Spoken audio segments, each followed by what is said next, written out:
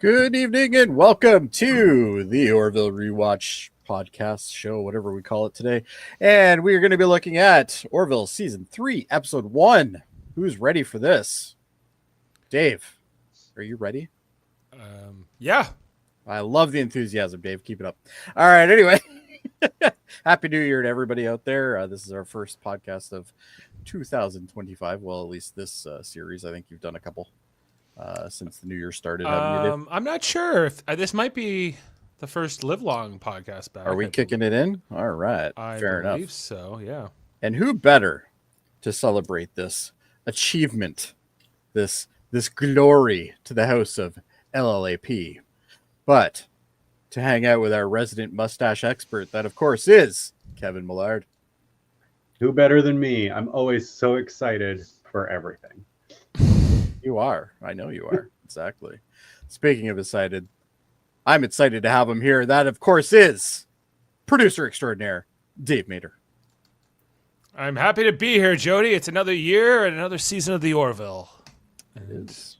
But not the last season. There will be more. Nope, there will be more. It's been confirmed. And the guy who now has almost everything going for him, including a new laptop, that, of course, is Adam Woodward. Hello, Happy New Year, guys. Looking forward to this, talking about this episode, so be good. We can hear you, too. Everything's good. Everything is. You know what? 2025 is going to be a hell of a year for us, guys. Damn right. We're good. And what better way to start it off with the Orville Season 3, Episode 1, Electric Sheep. The review we have here going. And all of us have watched this. I don't know how recent we all have. I just finished it, quite honestly. Last night for me. Last night for you, all right. Moments ago for me. Moments ago. So Dave and I are obviously the procrastinists of the group here. What about you, Kevin? About an hour ago. Okay, so you're not as bad as us, but you're still pretty bad. What did you guys think of the opening? Thanks. The opening? Oh, I didn't watch it. Of course not. I was like, there's no way Kevin's watching this right now. I almost skipped over, and then I said, ooh, this is new. Yep. I would have watched it, but my server it does it automatically. It takes it out automatically. So I was just like, well, I'm not going back. I'll hear about it on the podcast. It is a different intro because this is when they changed networks over to Hulu. They're no longer broadcast. They are now streaming. So with that comes a much longer intro, as well as a much longer episode as well. Kevin recoiled at the mention of a longer intro, but they're not constrained by TV timing, and everyone has that skip intro option. So it's not like if they want a long intro, like, hey, it's not really hurting nobody, right? Exactly. True. It is. I think I prefer the older intro though. I like the technology that's shown in the newer intro, but it's still. Yeah, I think it's too long. Some of the visuals I like in this new intro, but I think the music in the music first, definitely is different. Yeah, it's a little bit remixed, and I don't know if it's necessarily better. Yeah. So. But it doesn't really matter because it's the content of the episode that we're reviewing tonight. Mm-hmm. And of course, what are our first thoughts here, guys? I think Adam is itching to tell us, so let's hear from Adam first. This was eerily like a Star Trek episode, like everything about it to me. Even the music, the score, the music and the score, the same thing, but the visuals of new ships, especially that little ship that... the little fighter jet, yeah. What's his name was testing? Oh my gosh. Gordon was testing. And it was long sequences. Very long. But this one I didn't like it because it was all new kind of stuff, and it was interesting. One thing that I kind of liked seeing is how small or how big the other Union ships are. Oh yeah, especially when they take off from the dock finally and they're going out and they pass another ship that's like massive compared to them. Yes. I thought that was pretty cool. But they have one model, it looks like. Yeah, it's one model. They just like size it up. It's scalable. Really. It's scalable. There's big, but in reality, why not? So the hallway is just like bigger and longer, and the stairway much bigger. The bridge is just bigger. Yeah. This is back to the whole Cerritos thing, where it's like, what a terrible design ship. Like, Hey, fire in one spot and you're done. It's so bad. Cerritos is the greatest ship in the fleet. There's not even a ship that comes closer. Yeah. Okay. You know? There is no better ship! The Cali class rules! You tell him, Rutherford. Exactly. Well, Dave, how do you feel about this? The big thing I was noticing is that, this being 2 years after when season 2 ends. The kids are totally different. The kid, Marcus is grown up. He's basically He's huge now. Angry an guy. adult. He's And he's angry. angry. Yeah, it was interesting seeing what cast members have lost weight and or maybe not, or aged a little bit or not. Also the bridge and the uniforms and there's and Isaac's design are all kind of different, and it's something I didn't pick up on the first time because we took 2 or 3 weeks off here between seasons. It's still pretty fresh in my mind, the first 2 seasons of the show and how drastically, it's, but it's not drastic either. It's So kind of. Dave, what was the time between season 2 and season 3? Because we also had the COVID problem. They had a problem with COVID. Right. It's almost, it was April of 2019 when season 2 finishes, and this is February of 2022. So it's almost 3 years later. Yeah. And Sam here says, "Hey guys." Happy New Year, Sam. Hey, Sam. Yes, this is. Apparently, Windows wants to do an update right now. Remind me tomorrow. All right. Anyway, the only Windows machine in my house. But in this episode, it's only been a short amount of time has passed since the battle for sure, and there was really only. So the battle was Identity Part 2, and then we had 1, 2, 3, 4 or 5 episodes. I guess the time travel one can be taken out. So, about 4 episodes after that battle, and then I guess the Orville went into a refit after that, and that's kind of where we're picking up things. So, basically, All right, Kevin, quick thoughts. It's good. I like it. It's Adam's right. It is a lot like a Star Trek episode, except in one crucial way: the whole premise. They actually deal with the backlash of somebody's actions. They never do this in Star Trek. It's next week, everything is happy. Consequences? What? I love this idea of everybody hating Isaac and having to get over what he did. You don't really get a lot of that in Star Trek for a main character and their actions. And Sam says it's the final season, which Sam is incorrect, and I do like to point that out. There is a season 4, and it is coming. It is coming one day, maybe in 3 years. We'll find out. But it's going to happen. I think they're currently running for 2026. Yeah. I think Kevin's spot on with that. In that, I remember when we were watching the Deep Space Nine rewatch, and we were talking about those episodes, and when Odo kind of turns to the dark side, and that's all kind of yada pretty fast. They're like, oh, now we'll trust him again with everything. Right. It's like and nobody's even mad at him except for Kira. That's it. Yeah. But in that episode, she's the only reason he didn't kill everyone, not them. He would have done it without her. Yeah, he was totally fine with killing everybody else. It was just Kira that he was worried about. Right. And I get the hostility at Isaac here, but also he did save Ty, and I thought that Marcus might, be a bit more forgiving on just standpoint. Marcus is a dick. You can't learn that. But anyway. This character, he played it well, though. It's a good performance. He's a good actor. Yeah.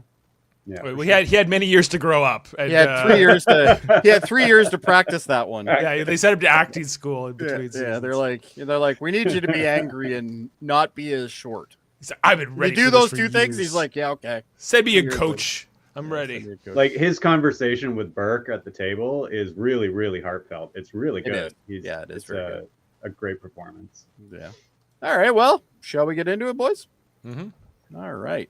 And of course, we have our first of the title cards, which was obviously Norm Macdonald. He passed just before they released the third season. He did, however, get a chance to record all of his Yafid lines. So that's good that we at least get to enjoy that. I guess season 4 will not have a Yafit then? Or it'll have a Yafid with a different voice. Will he be recast, I wonder? But He was fairly young. What did he pass away of, do you? cancer. Cancer. Yeah, unfortunately. But anyway, it was a nice little tribute to have there. I thought that was nice and whatnot. And then we get flashbacks. And I guess this is to kind of... We don't know it's a flashback at this point, though. We don't at this point. But yeah, we essentially see like the attack on the fleet, as well as, obviously tons of explosions and stuff like that. We'll just quickly gloss over this because there's not really much I can say about it other than... I was just trying to figure out whether this was all new footage or if this was just stuff they were picking up. This was new footage. We did not see... We didn't see this stuff. Yeah, so I think they did render this for sure. But, well, they had 3 years to render. Well, obviously, when they go inside the ship and it's Marcus's nightmare or whatever, I knew that was all new. I guess, but I remember like those ships chasing after that Kalon ship across the moon. Oh, yeah. I'm sure there's probably some reuse of assets here somewhere. You know what this reminded me of, though, was the Cylon attack angle. on the colonial fleet. It was very reminiscent of that to me. Just, I don't know why. Because, you saw so many Union ships going down. Yeah. Right. Yeah. That's one thing that this show does not worry that hard about is killing off tons of Union people. Like, they don't seem to have that problem. They have a lot of Union ships, though, by the way. They do. They have tons, yeah. No, Star Trek doesn't worry about that either. So. The Star Trek doesn't worry about it that much, but they don't certainly show it in this grand scale either. I think we've only seen that, twice? You don't see... Like the whole Dominion War, all we get is this many people died, and I have to put the names up. Yeah, that's kind of how they narrate the war. Yeah, exactly. Where we saw in Enterprise, we got to see the, basically third season was one big war. People are dying out there every day. But anyway, we see that was good, Dave. Yeah, that was good. We see Marcus, and he's basically running through the ship. And I thought some of the cool shots of him running were really neat, like how they did it, where you could see him like through the glass of the various observation areas and stuff like that. Or when the deck decompressed. Yep. Yeah, when the deck decompressed, I thought that was good. But we get a lot of really cool visuals here. And we get to see basically the destruction of another ship go up. And then he basically turns around in this dark room, and there's Isaac. And then they're like, "Oh, hey, Isaac!" And then all of a sudden, Isaac turns into like this evil, terrible thing that we've never seen before. I want them to have this power in season 4. I want them to be able to turn into this. The Kalon? Yeah, that'd be amazing. Yeah, that'd be amazing. And then we see him, and he wakes up in a cold sweat. The typical thing. And we can see in the background that they're actually at the shipyard. I can't remember what they named the base, but the base is like the main base. This is on Earth, right? They're at somewhere else? Or? Yeah, no, they're at Earth. Oh, they're at Earth. Okay. Yeah, because this is the station that hovers around it, right? Got it. But anyway, so then we get to see, what's this guy's name again? Lamar. It's been a while. Lamar, that's it. It's been 3 weeks. It's not been like 2 years. Yeah, but it's what I did within that 3 weeks that makes the memories go a little hazy. But anyway, and then of course he's talking to Isaac. I can't remember exactly what this conversation was about. Well, he wants was basically the lab. saying, Oh, that's right. He needs to take the lab because they're doing something to do with the retrofit. And this is where he says, "This is kind of your den, Go have dinner." And he said, "Well, no," and he does. I don't eat. Yeah, I don't need to eat, but this is how he gets up in the cafeteria. That's right. Yeah, and they think of this as kind of like his quarters because it's not technically his quarters, but he's always in there. This is where he spends all of his time, really. Right, when he's not on the bridge, I guess. Here. Yeah. So anyway, he goes to the thing, and he goes, and we see a whole bunch of camaraderie there amongst people. And he tries to sit down at one of the really full tables, and he's like, "Can I sit here?" And they're like, "Yeah, sure, no problem." And then they wait, go back. Isn't that Isaac? That guy right there? Yeah, it might be. Yeah, actually, I think it is. I think you're right. I never noticed that. That's a good Mark Jackson. Yeah, that's pretty good, actually. Good eye. If it's not him, it looks a hell of a lot like it. It looks a hell of a lot like him. Like maybe it's like his brother or something. I don't know. But maybe that'll come out in fun facts. Who knows? But we also got to see this alien I've never seen before. So yeah, your typical kind of LV looking alien. So Isaac basically sits down and everybody gets up and leaves right away. And then Charlie, which don't even get me started on Charlie. But anyway, Charlie sits down. I understand. We're just introduced to her, guys. We're just introduced to her, and I already don't like her, which kind of is annoying. But she gets better as the season progresses. But she doesn't live, unfortunately. But anyway, they kind of give her the Pulaski arc a little bit. They did give her the Pulaski arc, where like, you know, she doesn't like the synthetics or whatever you want to call them. Yeah. So, but anyway, so basically, but it's not because he's synthetic. It's because it's because he's part of the race that killed her friend, which I'm pretty sure is actually her lover, but I can't remember. Amanda, yeah. But anyway, she first sits down like it's kind of like it's going to be a nice discussion, and then all of a sudden she gets really angry. She's like, "Yeah, basically, I got to watch, you know, my best friend, you know, get incinerated while your guys were killing everybody." And then we get like a flashback of Charlie going towards the escape pods. They get into the escape pods. Turns out they can't launch it. Somebody has to stay back. Charlie originally wants to do it, and then Amanda, I guess, decides she's going to do it. So she gets out, basically goes and launches it. They do this, but they don't get too far into it. But I got the impression that this was a lover. But anyway, so with that, she ends up, you know, we see just before she dies, we see, you know, the incineration happening here on the Quimby. On the Quimby, yes. Must be named for Mayor Quimby. I'm guessing. Yeah, sure. Yeah, probably. No, McFarlane. But anyway, so she basically just recounts this, and she's like, by the way, everybody on this ship hates you. Like, why are you even here, basically? And he's like, don't come into the mess hall. Yeah, don't come into the mess hall. Yeah. Stay out of the mess hall if I was you, basically, is what she says. And then she takes off, and of course, Tala actually overheard this.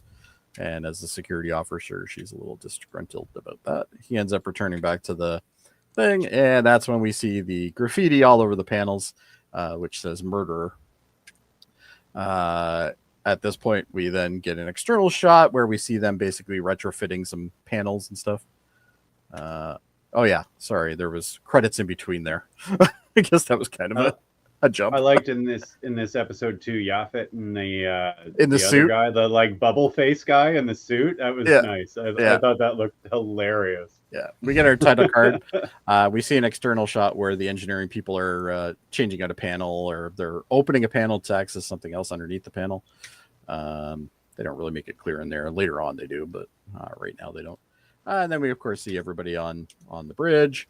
And we now have figured out that Charlie is our new, essentially our new navigator, or new ensign, to do this stuff.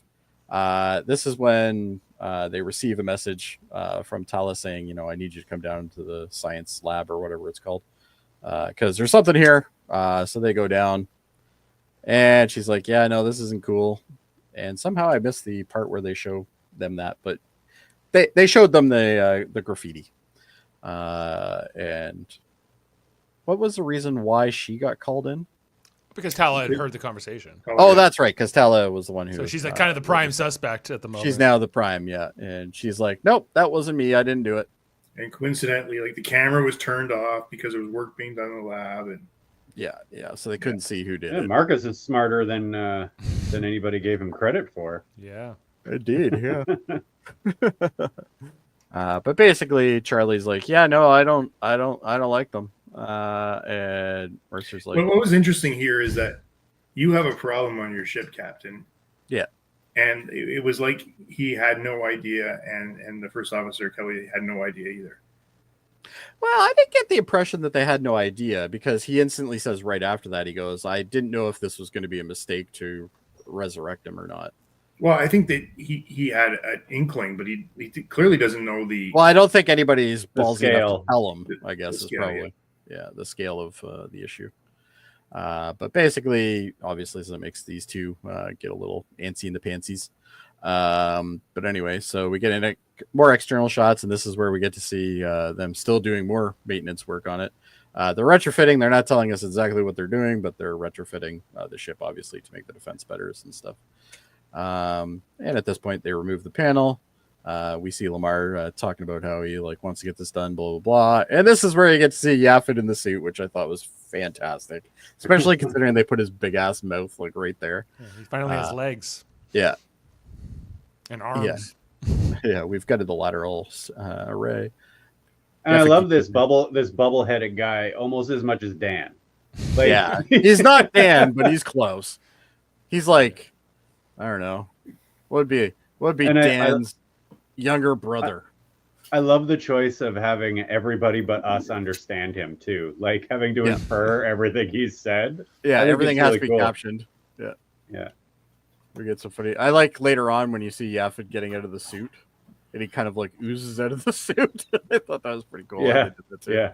But anyway, so this is where he's like, yeah, no, this is where they're talking about the new ship, right?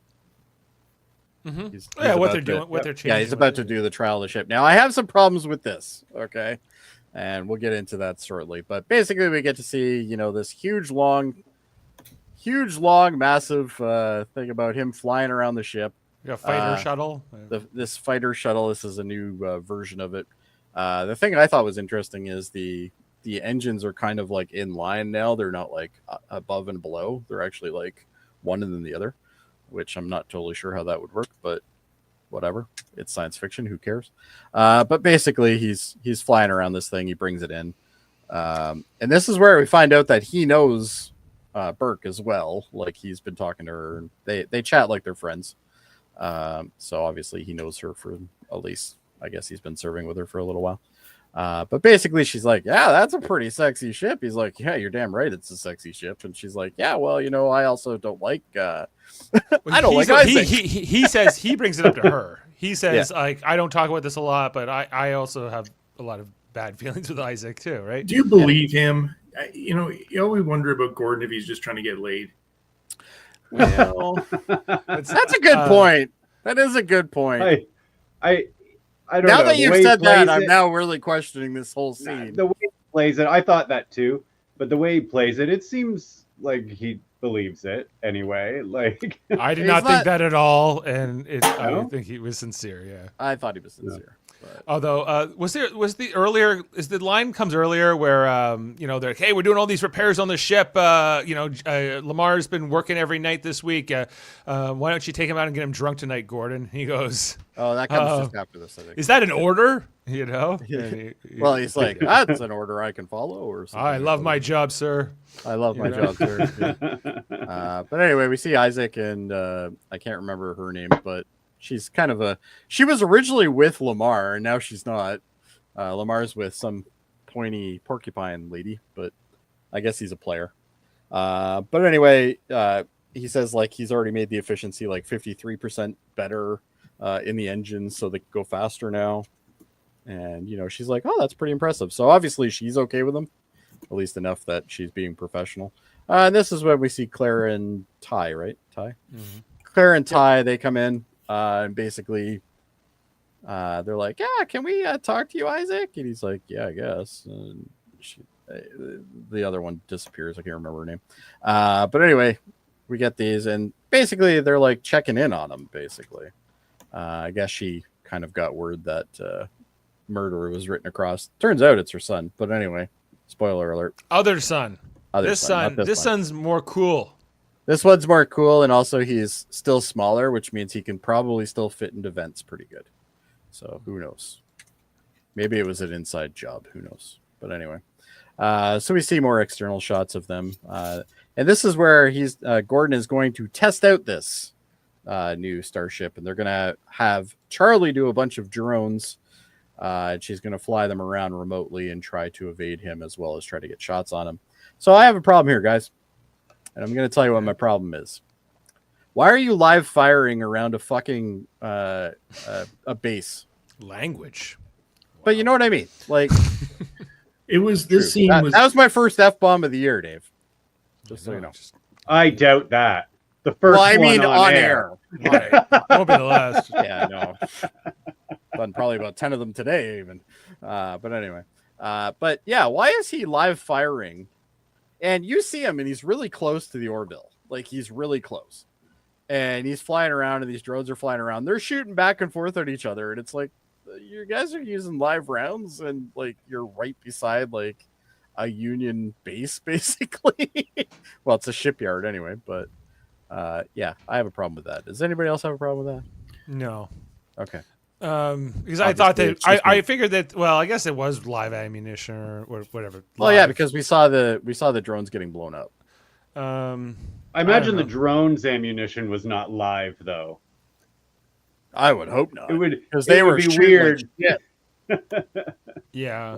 But anyway, I'd say my problem with the sequence is it's not that interesting or not that exciting. It's not very exciting, but I think it's more supposed to show us, because apparently Charlie is gifted with the ability to process things in 4D, which I guess is, well, it's technically something that's come up on the show before, but yeah, I'm not buying that by any stretch of the imagination. It's an but ability anyway, I don't need.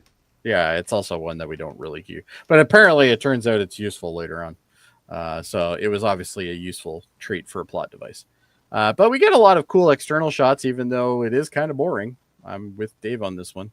But we get to see some cool shots, like, the probes going by, and one of them gets blown up as it's going by, and people are just watching this. But like, do you think everybody on the ship knows that they're doing these exercises, or do you think they're just kind of looking out the window going, holy shit, we're under attack again? like how do they know, I guess, is a good question. I guess they'd probably say something, but I think that they know it's a drill. I would hope they know it's a drill.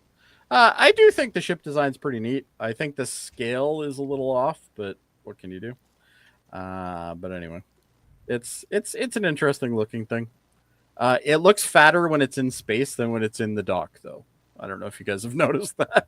Like it's the dimensions are weird. I don't get it. But anyway, but basically Gordon does his Gordon, and he obviously evades them all. He's a fancy pilot guy.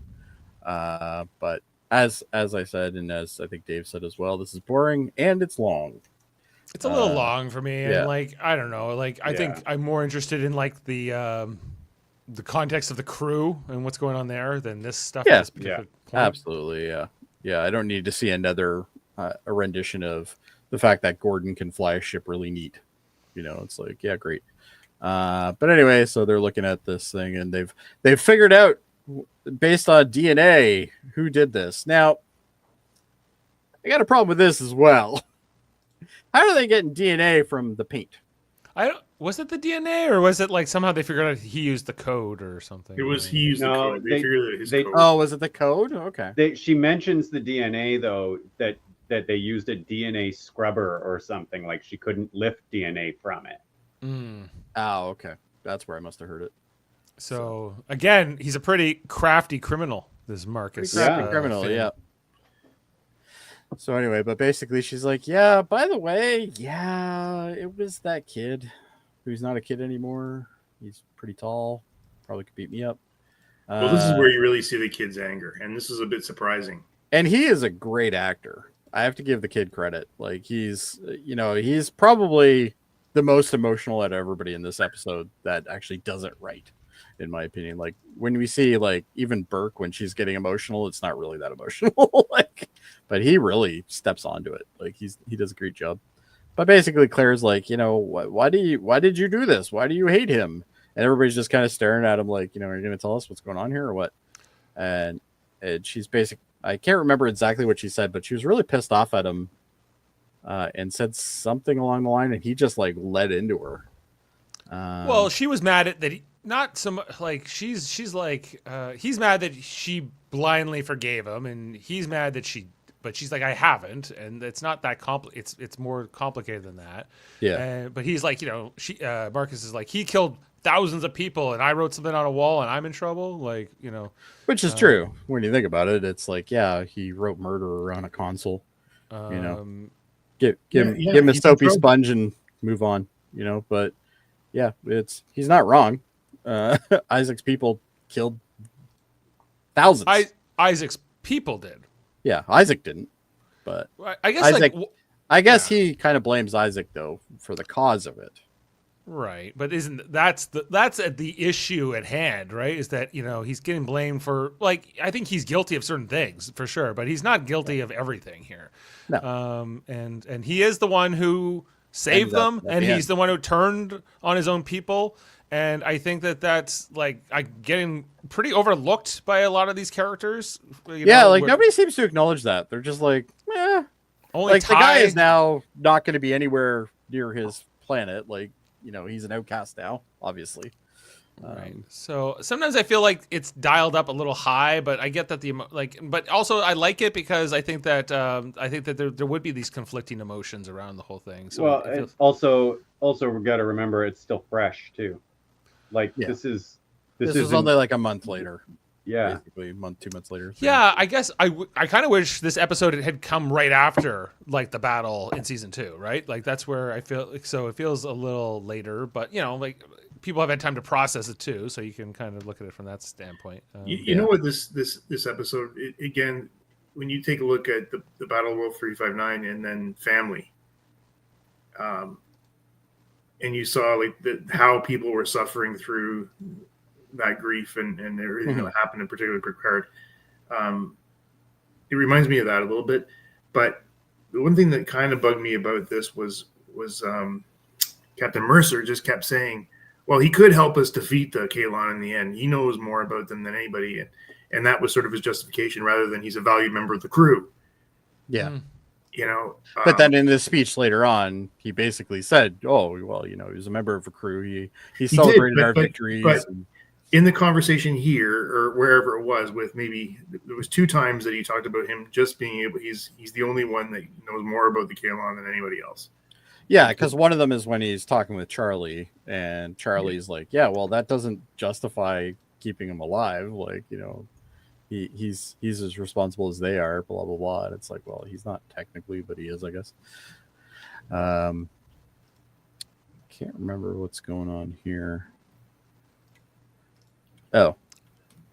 Oh, he gets summoned to come upstairs, I guess. Yeah, Claire basically calls Isaac to come and try to apologize to Marcus and try to smooth things over. Yeah. So that Marcus, because I think from a mother's standpoint, she's not happy to see her son doing something like this, or to have this much anger and hate in his heart and all these things. Yeah, no parent wants to see that. But this episode is about hatred and what that is, right? And I think that's what's so compelling about it. Yeah, exactly.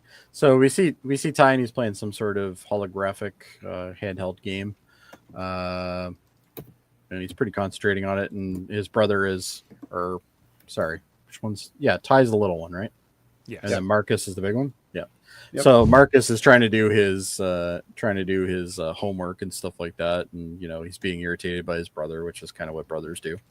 And this is when we see Isaac and Claire show up. And they're like, yeah, no, Ty, fuck off for a while. So here, that's my second one. I only get 3 during a show. So, but anyway, but basically he's there to apologize. And again, the guy who plays Marcus is doing a fantastic job here. He's brutal. He talked to me like my kids talk to me sometimes, and I didn't like that at all. I don't know about you guys, but when they get all snippy. Anyway, this I love it. Snippy. Well, even go back to when Captain Mercer said, "Well, we'll let it slide this time." Where's the gratitude or the thanks? It was nothing. No, he was like, "Yeah, well, screw you too, Mercer." I was in the right. That's basically his logic. But basically, yeah. Oh, he's totally pissed off. And so basically Isaac says, sorry to him, and he's like, yeah, whatever, basically. And that's it. This was ridiculous. Having Isaac come and apologize to him. Yeah, a guy who has no feelings, apparently. I don't know what Claire was really thinking here. Claire's an idiot. I'm sorry to have caused you distress. I'm sorry to have caused you distress. Now that we have done this, now we can move on, right? This is a restaurant person, apologizing for the, craps you got from Taco Bell or something. It's literally, it's meaningless. But anyway, whatever. So anyway, we get some more cool external shots. I like that one, so I took it. But anyway, we see Isaac, and he's walking around, and he's just walking around. He's just kind of contemplating things by the looks of it. Nobody seems to be kind of shunning him where they were kind of shunning him earlier. But basically, he's like kind of contemplating what's going on. Turns out he's thinking of suicide. But we didn't know that at this point. There were people walking behind him when we see him from the exterior.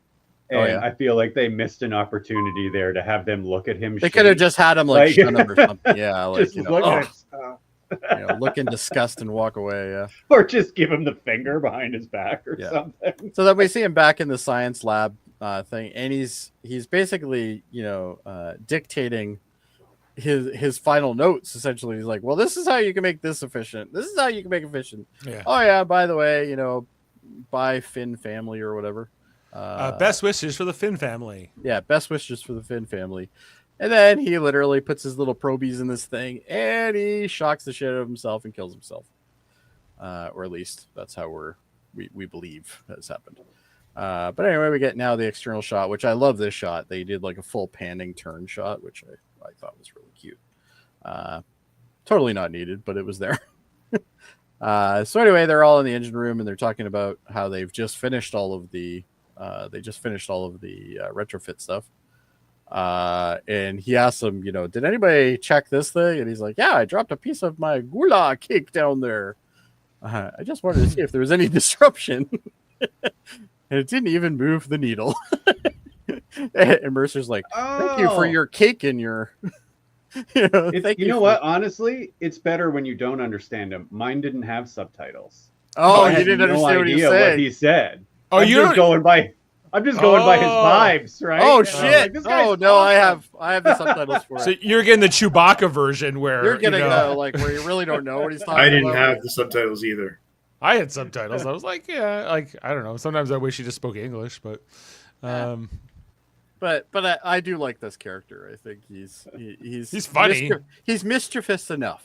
You know what I mean? For a guy who's given a bunch of gibberish to say, he knows what tone to put it in. So. Yeah. But I just love Mercer's line here where he's like, "Well, thank you for giving up your lunch for science, giving up your lunch for science or whatever." Yeah, it was my pleasure. So anyway, they get called down to this room, and turns out they all find Isaac and he's dead, and Lamar's like, "Yeah, he's dead," but. In the back of his mind, he's like, "Don't worry, I'm going to talk in front of a board later, and we're gonna sort this out." That's what he's thinking in the back of his mind, because that seems to be what happens in every episode with Lamar. Is they put him in a backdrop with a computer behind him, and then he starts saying how he can make this happen. He's like the Scotty without being good, I guess. But isn't he good? He figures it out, doesn't he? Well, he does figure it out, but it's kind of a cop out. But anyway. But I guess Scotty was a cop out too, so I guess that makes sense. I think that's kind of what the engineers typically do. I think that's kind of what they're supposed to do. Yeah, they're the miracle workers. It always reminds me of that line from Relics. You didn't tell him how long it would actually take. Yeah. Starfleet captains don't need to know that. But anyway, they get the idea of Yaphet to go into his circuits to figure out what the damage is like. Yaphet goes in. Has a peek around. Yaphet then comes out, all gooey, and he's like, "Yeah, no, it's bad. Like everything's burnt. Like no, he's done." So at this point, they're like, "Yeah, okay, well, I guess he's done now." So they take him back to engineering for some strange reason, but then we end up seeing more of these external shots, and then we get this little conversation in the observation deck, whatever, planning room, blah, blah, blah, whatever you want to call it. Ready room, I guess, maybe, where we see Kelly and Claire, and Kelly's basically like, I get where you're going here. And Claire's like, yeah, no, it's just sad and blah, blah, blah, blah, blah. And it's like, but, I'm worried about so-and-so. So I don't know. I don't think there was anything really of value here. I think they could have. I disagree. I think this was a very good scene. Tell me. Were you watching it? I don't so. I did watch it. Yeah. I think one of the best lines in the scene is from Kelly, who says, you can be angry at somebody and still love them, or you can still be in love with somebody, even when whatever, right? And the fact that Claire's feelings around for Isaac are complicated because she's mad at him as everyone is, and this betrayal, blah blah blah, and all that. But that it's not necessarily that easy to just say, well, he was a jerk, so see you never, and move on, right? That this is it clearly touched you more than it touched me, I guess. But good. I guess I'm glad. And quite honestly, I was being interrupted by dogs during this area, so it's very possible I missed something there. So I'm gonna rely on Dave's memory to be far more accurate than mine. But anyway, so we have this, and we see the two of them, and they did say that. And then we go over to the this is the cargo bay where they're having this little kind of, I guess, wake funeral service, I guess, even though they don't do anything with his body. His body's still sitting in engineering. But anyway, and he's like, yeah, no, I know not everybody was a fan of Isaac, but he was a member of the crew, blah, blah, blah, which I guess is the right thing to do here. Now there's way more people showing up here than I thought there would be. But there's 300 people on this ship. Yeah. And we got maybe 50 there, maybe 75, maybe. So I guess these are all the people that realize that, it's better to do this than to not do it, I guess. But we see all the teary looks and stuff like that. We even see Yafid, who's hanging out with this girl from engineering. I don't know if they're a thing now. Maybe they are. I know Lamar's already been there, but anyway, whole other issue. You okay, Dave? Did I say something? Oh, you just looked like you were ready to say something. I know. Okay, good. All right. Anyway, we see Marcus, and he. He's not attending the funeral, but he shows up to kind of listen to some of it. And you can see he's got some kind of dual feelings going here, I guess. Well, almost, but he's sad. Yeah, this is when this episode completely changes tone, right? I mean, it did just a few minutes ago, with as Dave mentioned. But first of all, you're dealing with the hatred everybody has towards this guy. And like it or not, Isaac doesn't have any feelings like other humans do, but he certainly takes action, right? He's now was he bullied into this? Like what happened to this? Like he decided that it's better for the crew without him, right? But this is like big non-Orville type conversations. It is, yeah. This is a very serious episode. And anybody who tells me that they can't see McFarlane doing a serious thing, this is a good example of an episode. Well, and I think that the thing here too is I think Marcus says to Isaac, "I wish you were dead," right? In their earlier conversation. Now he is dead. So are you happy? So now and we find out a little bit later in a conversation that he thinks that his wishes came true, basically. Which I think I love how he explains it too when he's talking to her, and he's like, I at the time I wanted him dead. I really believed it, and that kind of is the way. But when you get it, maybe you didn't want that. Well, it comes back to did it make a difference? And the answer is no. No. Right. True. And this is a society that's moved past the idea of capital punishment, right? And and all that, and largely I think we have on Earth, but not really in this century. But that's why there's a little bit of a disconnect, because I get he's a Kaelon and he had a role, but if we remember what happened, he deactivated. They brought him to Kaelon, and then then the Supreme Kaelon kind of launched his plot, and mostly Isaac's guilty of sort of being guilty for omission, for not standing up to his people sooner and not being a loyal member of his crew. But he's also a Kaelon, and I don't think it was as easy for him to turn on his entire people and kill the Supreme guy and save. It was only because he wanted to save Ty at the end of the day, because a kid, the innocence of a kid and that connection with that kid kind of changed everything. Yeah, so he was, I get that he's not completely innocent, but I think that if you're actually looking to create peace with the Kaelon, wouldn't Isaac be the natural well, that's what they were trying to do. Envoy here? Yeah. Too, Or do you just want war? Do you just want to like kill every Kaelon you see until you've avenged everyone who died at that battle? Is like so I think like these are like the ethical questions I think that the captain should be presenting to them, and it's where do we go from here now? Well, he does kind of get into that in his speech. Like he says, essentially along the lines of, he was a crew member, and we need to treat that as such, and just because you may not agree with his actions doesn't make him any less. He was there for our accomplishments. He was there for our failures. So. And Kevin, you were mentioning earlier that Star Trek never really dug deep into this, but they did occasionally. And you think about, and I don't remember the episode name, guys, but where Ryan was talking about the Cardassian. I don't hate you. I hate what you made me. Sure. Oh yes, yeah. They do that, but I mean the sins of a main character. Their friends. Like there's no repercussion. Like the Odo situation, or even Garrick trying to do a genocide, or Sisko wasn't a doing genocide. the same. Right. Yeah. Like they never deal Odo's with the big that one for me. aftermath. Yeah, Yes, Odo's me probably too, the me biggest too. one. Yeah, for sure. Because Odo betrayed all of them. Right. Everybody. Yeah. So then we get to see Claire, and she's in her office, and we see the throwback to the banana, which is something that Isaac used to bring her. The wounded Adam. Yeah. Thank you, Sam. There you go. Good episode actually.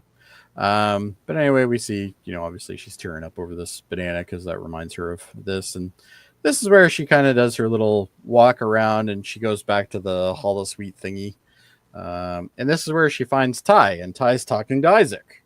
Obviously a recreation of Isaac, but it is a thing. And she does bring up a very valid point, which I never really thought about until this, which is when you have a holodeck and you have the ability to create anything, you could bring back anybody. Mm-hmm. You're not going to heal by using that, because you have to have the absence to be able to understand it. And when the absence is missing and you're getting a recreation, that's not gonna make your psyche any better.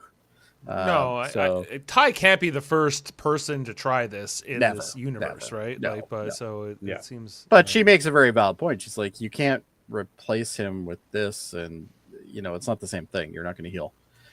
She says to him that she's counseled a lot of people that have tried this, and it never works out. Yeah. So then she tries it. And then she literally does it. Yeah. Which I think. No, she goes to the restaurant, but she doesn't. But she doesn't bring him Isaac back. Yeah. She doesn't bring him back. So anyway, she's like, yeah, you go away now. And he's like, okay, Mom. So he takes off, and then she loads up in the program. She loads up the dining room restaurant area where they had their dates. And she kind of hovers around the two chairs, sits down, kind of reminisces about it a bit, obviously tears up. And then we get to the external where we see them basically putting in the last panel of the retrofit. At this point, he's like, yeah, cool, job well done. We're all done now. And, even Yafet's got a smirk on his face. And the bubble guy, I don't think even says something during this scene, which is just a shame. This is where you see the toothpaste scene, basically, where you see him kind of squeeze himself out of this outfit. Yeah, it's really good. It just falls to the floor and falls to the floor and just oozes out. Yeah, which is kind of cool. But it makes sense, right? Like it was no point in him running around in the suit, in the ship. So it totally makes sense. You know what? There would be a way to get him in a uniform, and I can't forgive it. Oh, new take. I get it. All right, Dave. You know what? Maybe this is really hard on him. Yeah. Norman. He's betrayed his uniform. You betrayed your uniform. Yeah. Well, thank you for being here, Norman. We appreciate it. So, oops, I lost my focus again. There we go. There is no better ship. Oh boy, Dave's getting crazy with those sound effects. But anyway, Lamar basically messages up to the bridge and says, "Yeah, we're ready to leave now. We're good." So they're like, "Okay, well, let's take it out." And then everybody looks over at Isaac's chair, and nobody's there, which doesn't make any sense. You would still have some sort of science officer sitting there, I would assume. Yeah. Presumably, there's somebody, a relief. Yeah, science maybe officer. maybe that The guy's ship in the just- bathroom right now. The ship just has no science officer. Yeah, they're now. like, It's yeah, forget it. We don't need that. Who needs this science? Who needs to science? We barely ever science on this show. Yeah, exactly. So anyway, we get to see a long procedure of them leaving the space dock, essentially. This is where you see that huge ship right beside them, basically. And it's massive. Like, it's big. That cruiser, that massive. Yeah, so I guess that's the full cruiser. Rutherford blasphemy Orville better than the Cerritos. I agree, it is better. Anyway, You don't need to get into that right now. I don't think we need to get into it. Mostly because we know we're right. But anyway, so we see them and they take off. They go to warp. And at this point, we get a scene with Lamar, who's now obviously in his downtime. And he's with this porcupine lady who seems strangely familiar, but I don't know who she is. So maybe we'll look that up and figure it out. Maybe it's somebody we know. This would be a hard person to try to get intimate with. And he even says, she's like, "How you feeling?" And he goes, "Well, everything's good except for my thighs." Hips are bleeding. Yeah, my thighs are Hips still were bleeding. bleeding. Yeah, hips are bleeding. Yeah, my hips are bleeding. So he obviously is okay. And then she's like, "Oh, well, after sex, we like to have this, this treat." And sure enough, he's got one, which looks like rock candy to me. I don't know about you guys, if you ever. But you know what? did that when you were a kid. Jump just stick. This was a very interesting conversation, though. And you get away from her looks and everything. Again, it was like, because she's talking about the personal choice and people born into life when they didn't want to be. Yep. Yeah. And again, it gives a different perspective on suicide. And like this episode was very interesting because you're dealing with a lot of hatred, but you're also dealing with now this and people struggling with different feelings on the matter and how you reconcile it within yourself, right? But anyway, clearly not all cultures have the same view. Yep. Sorry, I just read Norman's comment. If he didn't have the itch before, something tells me he felt itchy after. Could be. That's good. I like that one. But anyway, she also pulls out this fork. And it turns out this is the fork that Isaac gave to him as a present, not realizing that a fork is not really a great present, but, it was the sentiment. And he kind of explains it to her. And they get into a fairly deep discussion about it. And then she says something along the lines of like in your head or something like that is what she says. Or they live in your head. Yeah. Oh, they live in your head. Yeah. And then instantly he's like, "Whoa, wait a second." And he literally puts on the robe and starts running. He runs by Dan without saying hi, which I think, number one, automatically he should be demoted. But what can you do? And Dan's like even surprised. He's like, "Why didn't he say hi to me?" But anyway, he's got this theory. So he goes and he opens up Isaac's head, which I think they did a really good job on this. It was kind of cool to see the internals. And he pulls out this little disc thing, which I guess is some sort of redundancy memory core or something like that. They don't really tell us exactly what it is, but it's almost like a tracking beacon kind of thing as well. I don't know. Anybody got any thoughts on what the hell this thing actually is? I think that they failed here. Yeah, they could have told me what this is better. They didn't explain this well enough, and all we knew is that it was a piece of something that needed to be stepped on by the big guy who we just were introduced to. He's been in an episode before. Okay. But I love that big guy. I can't remember his name. He's like, "Hey, can you come over here?" He's like he's the porn guy. He's the porn merchant. Yeah, he's a porn guy. Yeah. A MacGuffin. But anyway, he goes and he steps on it, breaks the damn thing up, and then he scans it again, and he finds something in it, which I guess is some little microbe that has all of the information that Isaac would have had, which seems like a pretty lazy plot point. But anyway, what can you do? But of course, this is the mandatory, Lamar standing in front of the computer screen explaining to us how he's going to fix this problem again, because that's what he does. And everybody's just like, "Yeah, I don't even get what the hell you're talking about." Especially Tala. Tala's like, "What?" you're on drugs. Cal is not a scientist, so No, she's probably... not. She doesn't care.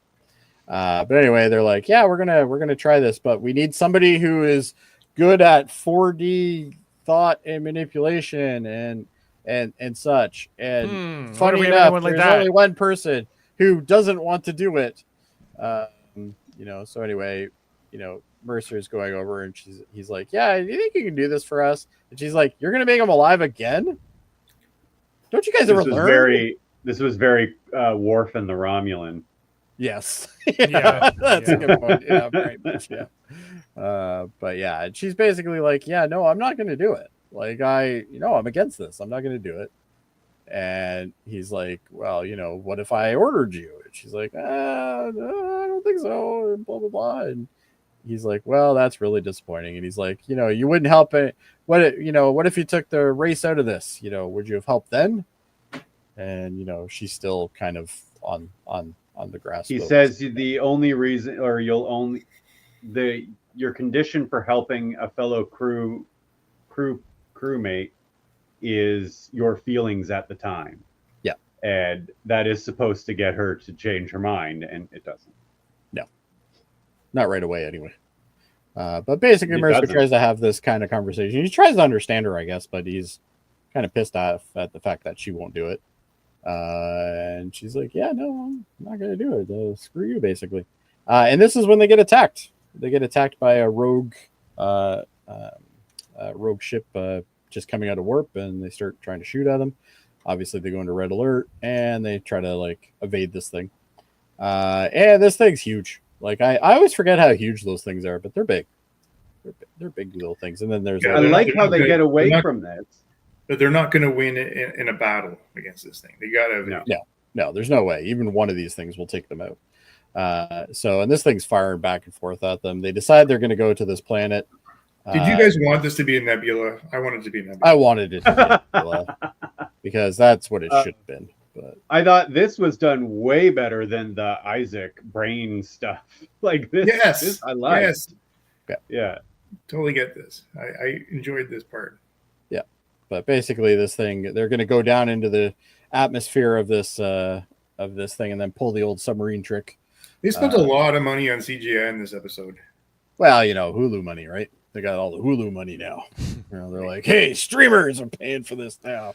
Because I guess the acquisition to Disney had taken place by this time, or was in process. Yes. Hulu, yeah, it was already done at this point, I think. But basically, they're flying through this ion storm kind of thing in the atmosphere. It's making things very unstable, which Lamar is obviously not a fan of.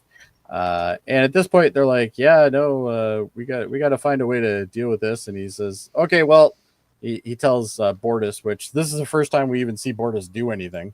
They totally wasted him on this episode. But we see Bortus and he runs down and gets the ordnance, puts it all into a shuttle, and they launch the shuttle on remote. The shuttle goes out and then they shoot it and blow it up.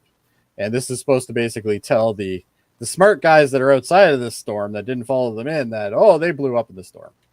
It's fine. So they're like, oh, yeah, okay. Yeah, we don't need proof. We'll just leave. And at that point, they just leave. And that's it. So, obviously they come back out. I did like this scene of them coming back out from the atmosphere. Good. I thought that was pretty cool.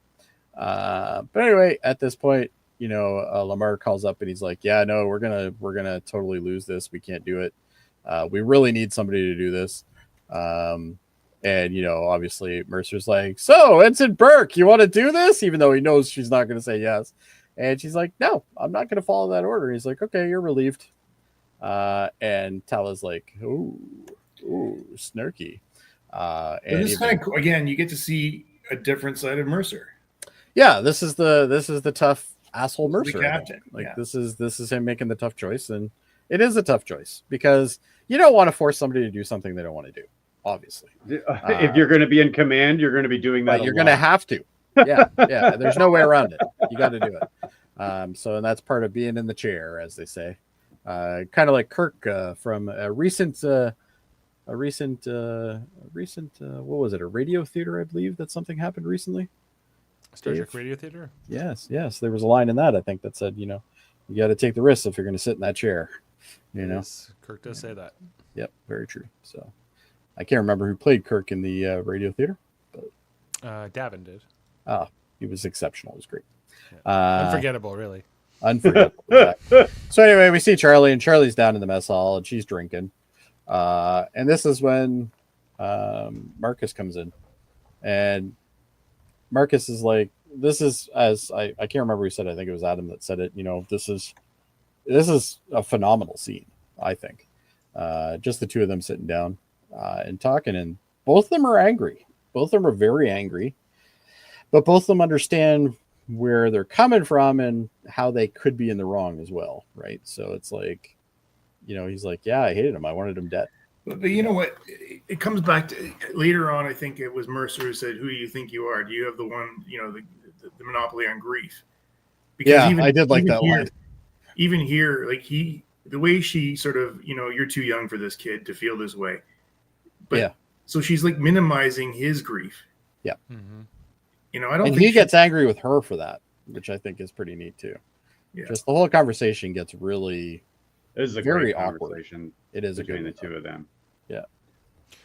Yeah. Well, that like Charlie, right? Charlie. You know, she's her pain is obviously incredibly deep. You know, and absolutely, and there's nothing saying that she couldn't have that pain, but you know, as he's saying, you know, what makes your pain any better than mine, basically, like, you know, like, well, I'm suffering yeah, too. I think that's fair, right? I think that she's coming at it from a very selfish point of view, and I think not a purely moral or ethical standpoint here. It's just kind of like, but it's about her feelings and her rage and her grief. So, exactly. And that's not what the union's about. No, not at all, Dave.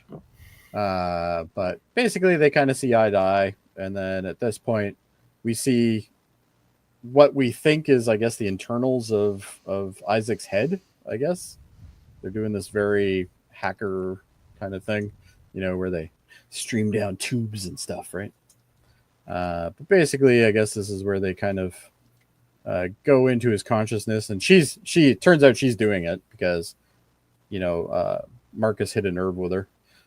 She's decided she's going to do it, but I like how she's still, even after she's done it, she's like, yeah, I don't want to do this, but bye. Basically, she just kind of takes off. But basically, they resurrect him. He comes back to life, and this is where she decides she's going to take off. And wow, that's a terrible screenshot. And anyway, and Charlie's like, okay, I'm done. Bye. I'm not talking to this guy. He's an ass. And basically, she's like, she turns around and basically just says to them, I can't remember exactly what the words were. I didn't do it for you. Yeah, I didn't do it for you. To Isaac. I didn't do it for you. Yeah. And then at this point, we get to see some external shots, and then we see Claire, and she's talking with Isaac, and she's like, you know, how are you doing, basically? And I can't remember much of this conversation. I don't remember being that poignant. Anybody remember this one? No. I don't think there was really much other than her saying, like, you know, oh, she's glad he's back, kind of thing. Well, no, they have the whole conversation here about, you know, if he's getting these thoughts again, come see her. She's the psychologist. Oh, yeah. This is basically like the suicide thought. It was an interesting shot here between, like, you see this, her profile and his profile. Yeah. I never realized, like, how tight this uniform that he wears is. This like, is new. Is this new? Yeah. It's a new. We didn't talk about uniforms. I was surprised Dave didn't bring it up. I brought it up. Well, you didn't say what you thought. I brought it up at the beginning, and no one engaged with it. Well, I'm ready. I'm ready to talk now. But let's go. All right, let's quickly talk about this. All right. Isaac's got a whole new design. You know, it's like very similar to the old one, but it's mostly the body. The suit itself is got way more structure and sort of an outer exterior or exo plating.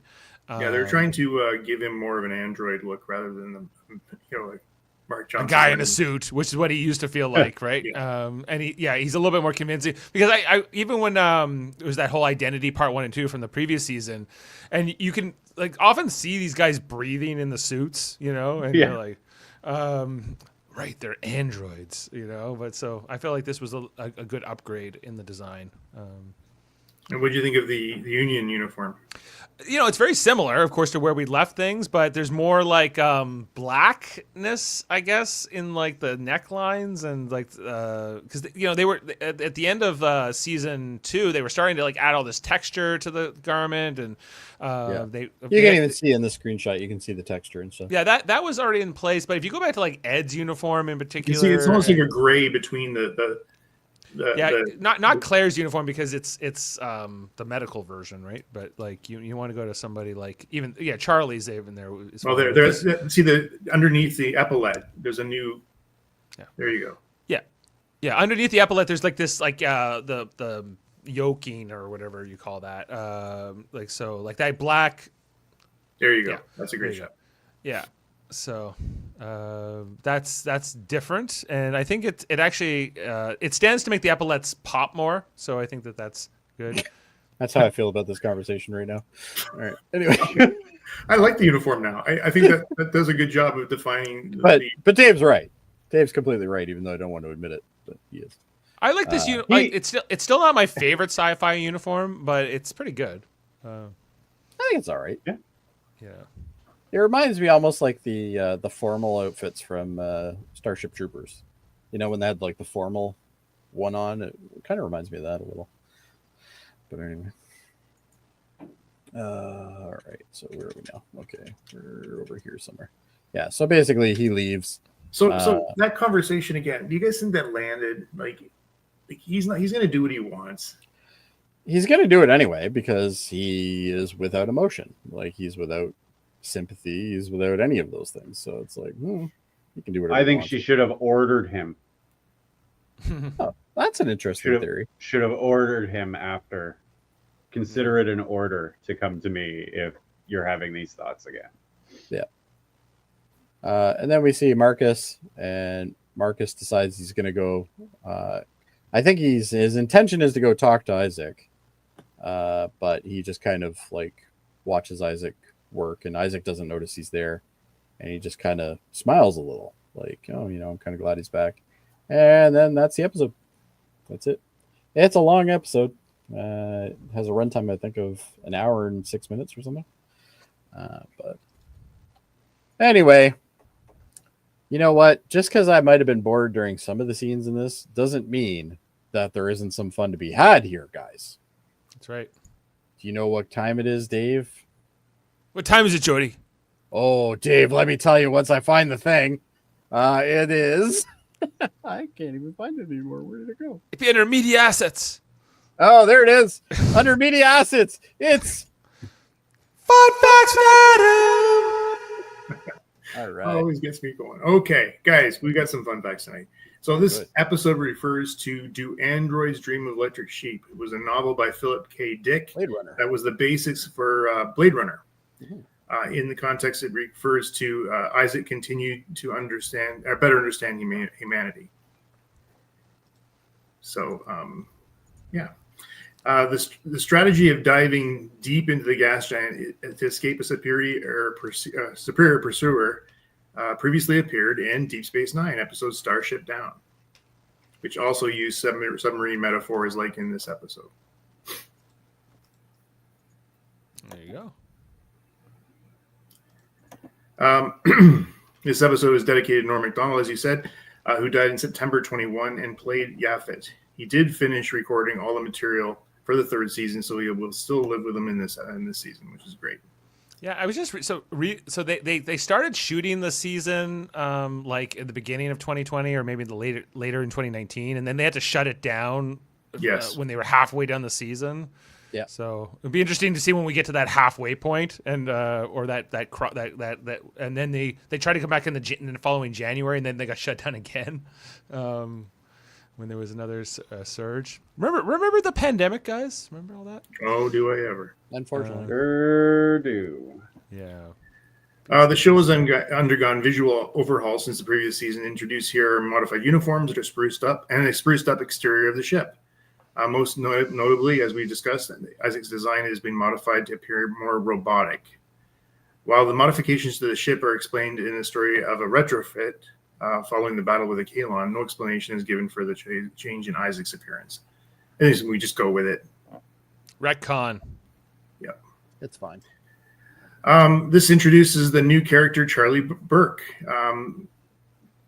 This ship's navigator. The Orville had been without a regular navigator since Lamar was promoted to chief of engineer. So they haven't had one for a whole season. Well, they did. There was just always somebody else sitting there. It was always just like an extra that didn't It's talk. just a random, yeah. Yeah. Isaac says he's functioning within normal parameters. This is the same response often uttered by Data in Star Trek Next Generation. I'm sure that's a very conscious nod. This is a new title sequence, as we talked about, along with a new arrangement of music. It has a replacing opening theme, and titles are very different, which was used for the season 1 and 2. So you're thinking that Disney Disney money paid for all this new stuff. I guess you're right. Well, they also wanted to change the name of the show too, right? Like this is actually called Orville New Horizons now. New Horizons. Yeah. Why is it New Horizons? I don't know. Maybe we'll find out. Yeah, and will season 4 still be New Horizons, or will that have a new name? Is what I'm. Well, I think that. I mean, this took a totally different tone, guys. Like there was not any. Yeah, this episode is not anything like the other seasons. I think the closest they got to humor was Lamar in bed with his girlfriend, his new girlfriend. Right. There was not one joke, right? Like well, than maybe Mercer Bubble had a Man. couple. There's the bubble guy, yeah. The bubble guy is like the funniest thing, but like, and I guess that line from Malloy, where I love my job, go get Lamar drunk at night or whatever. The worst thing about this episode is there's not enough Dan. There's almost no Dan.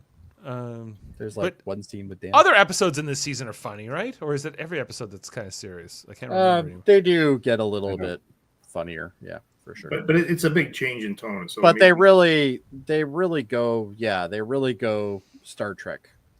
New Horizon. Yeah, it's more or less like if I had to put my money on which season Davin would like, if he would like a season, it would be this one. Because there's way less McFarlane jokes in this season coming up. So, but there's still good jokes. Like, he wrote a lot of these episodes this Oh season yeah, too, so. Yeah, almost the entire season's written. And he directed a hell of a lot of them too. So, well, I think that was kind of forced because of the fact that they were still technically under lockdown and stuff like that too while they were filming some of this stuff. So. This episode first aired on June 3rd on Disney Plus in Canada, 2022. This is also the birthday of Ann Winters, who made her debut as Charlie Burke. Interesting. I looked for Ann Winters on IMDb, and she hasn't done a lot. She's done a lot of stuff that we would never ever see her in. So, I think she's from what I've seen so far, I think she's a decent actress. I just don't like the character. Yeah. When Ed orders the shuttle to be filled with torpedoes, Kelly asks him, "Submarine warfare?" After launching, the shuttle is blown up, hiding in the storm. The explosion appears to be to the Kalons as the Orville was blown up. So ejecting debris, oil, and even bodies from a submarine in an attempt to fool attackers into thinking the submarine being destroyed was a tactic used in Operation Petticoat, U-571, Run Silent, Run Deep in 1958. So many, many times. Here it is here. In the scene where Isaac asks to join the group in the mess hall, one of the people is Mark Jackson, who plays Isaac at the table. We know a face. We know. Yeah. She was dating McFarlane? Who was? Who? Charlie? Is the Charlie lady? He just goes around through everybody, eh? He just casts people so he could date them. He's like, this is my casting chair. Ann Winters, that's who plays Charlie. Ann Winters, yeah.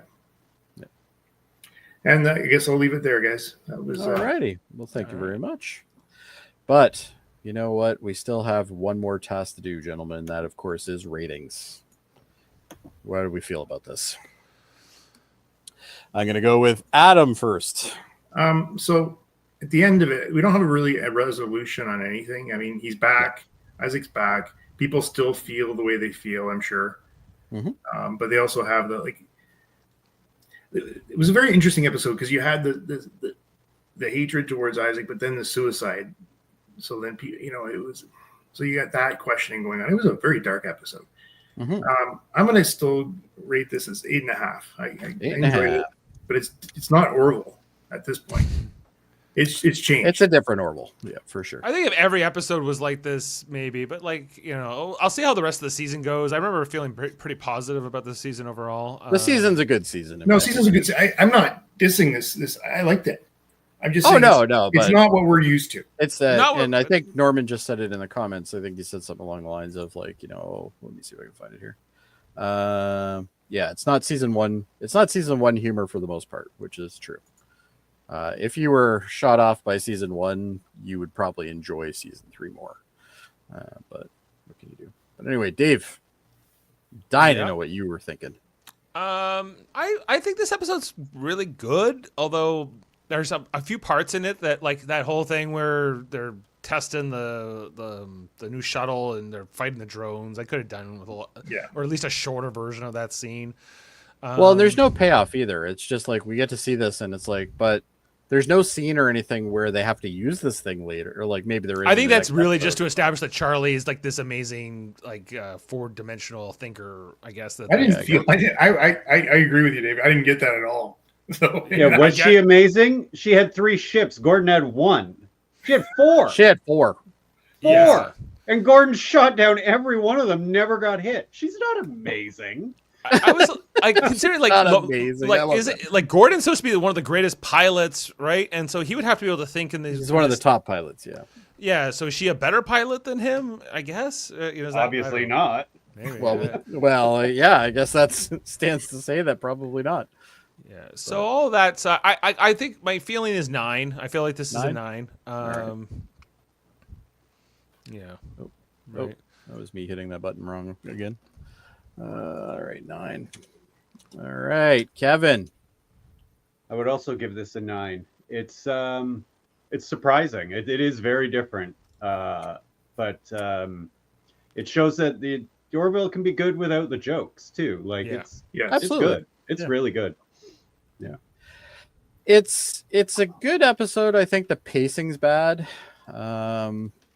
And as Dave already mentioned, there's a lot of filler in this, I think. And there's definitely a lot of scenes where we probably could have lived without him. Like, I don't think we needed 3 scenes with them retrofitting panels. I don't think we needed that. No, it didn't need to be 106 minutes or whatever it was. Yeah, it didn't need to be as long as it was. Yeah, for sure.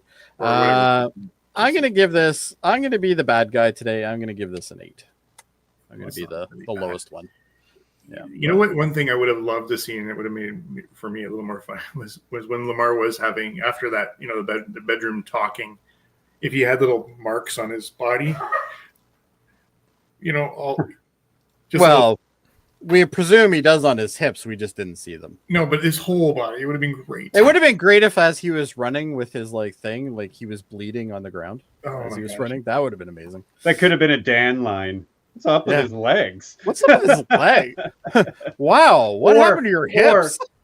Or Dan's looking at him going, sweet, can we wear robes now in engineering? Yeah, see, that would have been great. You should have been right. I think they probably had all kinds of lines, and they said, we just can't do it in this episode. We're not doing jokes this episode, yeah. All right, so anyway, we average a 8.6, which IMDb, as of writing this, or as of pronouncing this episode, is at a 7.4. So we're actually a little bit ahead of them, which is odd for us. Well, I guess it's not totally odd for us, but it can be. And that puts our combined average, if I could ever get the damn thing to work. Where are we at here? 8. 8. There you go. See, that's why Dave's in charge. But 8, I think, is, you know, that's where I was. So obviously it's right. But that's that. You've been validated, Jody. I've been validated, exactly. Yeah. But of course, Dave's going to ask me the eternal question that he always asks me after the end of this. What's next, Jody? What's next, Jody? Exactly. And that is season 3, episode 2, which is Shadow Realms. The Shadow Realms. Yeah, the Orville explores a mysterious region of space. This is the one that has like the we lost him. The Jeff Goldblum esque aliens with the many eyes and looks almost like The Fly. I don't know if you guys remember this, but no, I don't really. Like, I remember it being a good one. Yeah, like it's been 3 years, or well, almost 3 years since I watched most of this, and yeah, it's been like I kind of remember it, but I kind of don't, right? So yeah, it's new to me, like for sure, because like I've seen it, but I'm like, I didn't watch all of season 3. I think I saw these first few episodes, but I don't remember them. Oh, this next episode is the one with Claire's like ex-husband, who's like this admiral. Okay. Yeah. Who was never mentioned before this at all. Not once. Didn't even know. Well, she does mention that she was married before. Does she? Yeah, she said she was married 3 times or something like that. Are you sure you're not thinking of Guinan or somebody else? Maybe it was Guinan. I don't remember. Guinan had more than 3 though. Yeah, I can't remember her saying she was like. I know she he's not the father of the kids. The kids are just like donor sperm, right? So yeah, something like that. Yeah. But anyway, it is what it is, gentlemen. And for some strange reason, Adam is no longer showing us himself. I'm guessing probably because he's 9 ashamed. o'clock happened. But who knows? But are you ashamed, Adam? He's muted too. He's even muted. He probably kicked his internet or something. He's like, screw you guys. The new computer has shoved it back a half an hour. Yeah, he's like, excuse me, we're not allowed to be broadcasting anymore on this. Yeah, 9:30 is your cutoff now, Adam. Callie installed some kind of algorithm into this thing to get him off. I think I really think she is the mastermind. But anyway, all right, well, gentlemen, I guess what else do we have going on the channel, Dave? We're gonna be bringing back the Star Trek: The Next Generation reviews soon. Probably not this week. But we're starting to heat up for season 2. We're gonna see how much we can get of that. Pulaski era. The Pulaski era is about to become upon us, and so we'll start figuring out who's going to be on what podcast and all that. Yeah, Adam. Kevin's excited. Especially that Kevin first loves episode. Pulaski, though. Who loves that episode with the Ian Troy? The Child. It's the Child. Oh, what a classic! Can't wait. Terrible. The Child is waiting. So we'll be coming in with that soon. I'm just waiting. I got to make a new intro with Davin's new song, so that's also new song. What's coming up? So yeah, we got the next gen coming back very soon. Of course, we just finished up Lower Decks, although we still have to do kind of a grander, convention, a retrospective, a talk back about Lower Decks. So I'd like to get that scheduled. It was gone too soon. Yeah, it's 5 seasons down. So just to kind of look back at all of it, maybe whoever wants to, watch as much as you can before we go on the air. I haven't seen any of the new season. I'm gonna binge watch the whole thing. Yeah, so I want to get that done sooner than later, and so look out for that. And of course, Davin did the 12 debates of Christmas, all the best of Debate 9. So you can go and look at all of that. That whole playlist is there. Look at the various debates. Yeah, Heather and I were brought back for one. Yeah, and then we also had our Star Trek Radio Theater live version back on when did we do that? December 29th, where everyone here was playing somebody, and it was a lot of fun. So we had Sean from TrekCulture.com. Some of the people on this poster did not make it. Sean was a chilling presence. He was so good. And how about that Murphy? Murphy who didn't show up. Oh yeah. That Murphy who I had to do some of his lines, and somebody else had to do some of his lines. Yeah, I was just realizing Murphy did not sit on one season 2 Orville podcast either. So nope. I don't even know why he's in the credits at this point. But anyway, well, he did have an injury that put him out for a while. So yes, an entire season and a half of the Orville. Apparently, yeah. So yes. Hopefully, he's still healing well. All right. Anyway, anybody else got anything else to say? Yeah, I'd like to listen. My new laptop. Thank you, to my wife Callie for buying it for me for Christmas. This has made this episode much more enjoyable and less stress-free for me. Honestly, wondering when I'm going to drop off. So yeah. The only thing that is, we got some pretty good jokes out of you screwing up. So now that it's not screwing up, what are we going to do now? I think I put that idea in her head originally. You did. You guys actually. I think we all did. Yeah, because she's working over around the corner. She can hear everything you say. And hi, Callie. We missed you. All right. Anyway, gentlemen, I think that's it for tonight. I'm here. Oh, good. Hi. Oh, there's Callie. Good job, Callie. Yes. It's nice to have him. I took your advice, Jody, so I got him. Mine? Yeah. It was Dave's. Yeah. That's okay. Jody can have the credit. It's. I don't need the credit. Anyway, I'm awesome enough. All right. But anyway, thank you, Callie. That was a great contribution. Oh, and the dog. Say hi. Yeah. What's his name again? Juno. Girl, yeah, Gino. Yeah. I only remember Ripley. Okay. Yeah. Ripley, I saw earlier in your lap. Yeah. I think. But anyway. All right, gentlemen. Well, for everybody else, live long and prosper, and podcast as well if you get a chance. Podcast. Why not? Beam up some Star Trek content with Live Long and Podcast. Tune in to X-Rated, the X-Men animated review show. Artistic interviews with graphic histories. A roundtable movie discussion with Hey, did you see this one? And movie reviews with Hold Up, a movie podcast. And while you're at it, spin a few records with Eamon on Track. Watch us duke it out on trivial debates. And let's chat about TV with the Super Mater Brothers. It's all here on the United Federation of Podcasts.